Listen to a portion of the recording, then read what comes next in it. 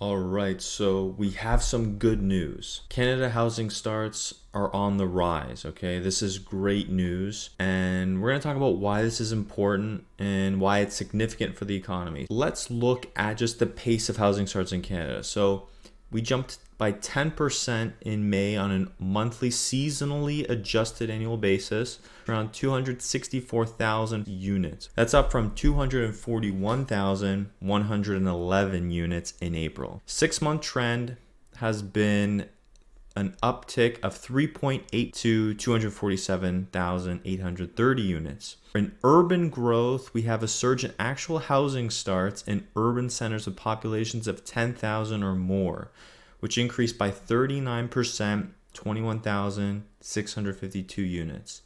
Multi-unit versus the single detached. There's been a 49% spike in multi-unit starts and 6% increase in single detached starts.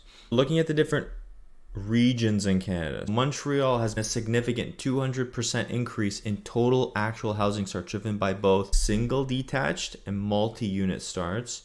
Toronto has a 26% increase in housing starts. Vancouver, 13% dip in housing starts. Now, to look at the economic side of all this, despite positive figures, the construction outlook has been weighed down by high interest rates and borrowing costs, making it harder for builders to borrow to start the whole development process. And to look at what chief economists are saying, Bob Dugan's comments about the continuing focus on multi-unit construction and his caution about the expected downward pressures on starts through the rest of 2024. So we have to really see what happens for the rest of the year, but so far, so good, right?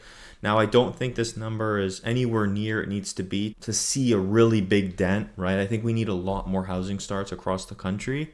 But this is, again, a step in the right direction. Not a huge step, but we're going the right way. Now, the other good news I have is, according to BMO, in 2027, Canadian housing affordability will be improving over the next 3 years. BMO economist Robert Kavchich and Sal Guattari predict gradual improvements in housing affordability for Canadians by 2027. This is driven by falling interest rates, right? So we have the 5-year mortgage rate projected to drop 75 basis points to 4.25%. And then we have stable home prices in 2024, followed by 3% annual price growth from 2025 to 2027.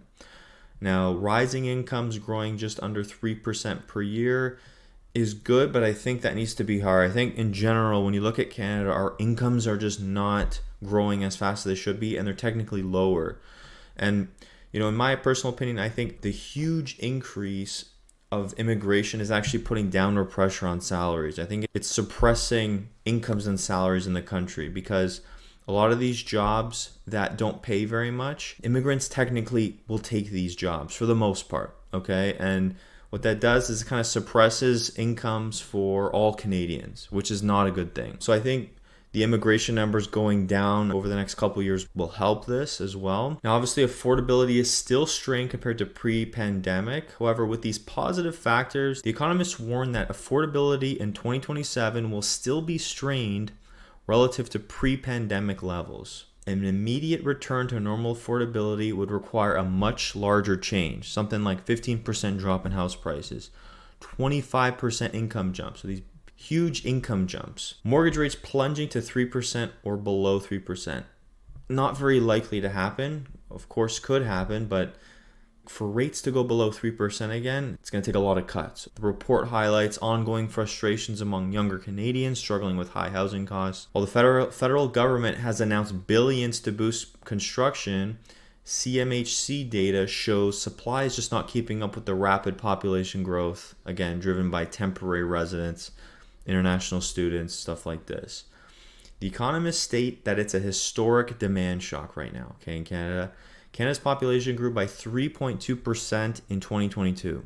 That's one of the fastest global rates of population increases. It's a historic demand shock, right? This isn't just a normal increase in population. This is historic what's happening right now, and it's definitely putting straining on housing. So the government's approach has been, in my opinion, not good enough. Rather than policies to drive down home values, the Trudeau government has ruled out the focus and improving affordability through increased supply. Okay, so I do agree that there should be increased supply, but I think obviously the home value situation is definitely a factor, right? But then at the same time, you have Trudeau saying, okay, we need home values to retain their high prices so people can retire and use that equity for retirement, especially the older generations like the baby boomers, older Gen X's, stuff like this. So there's just so many things happening right now, right, in this market. There's so many factors coming into play for the Canadian economy through population, through what the government is doing, through housing starts. So we're trying to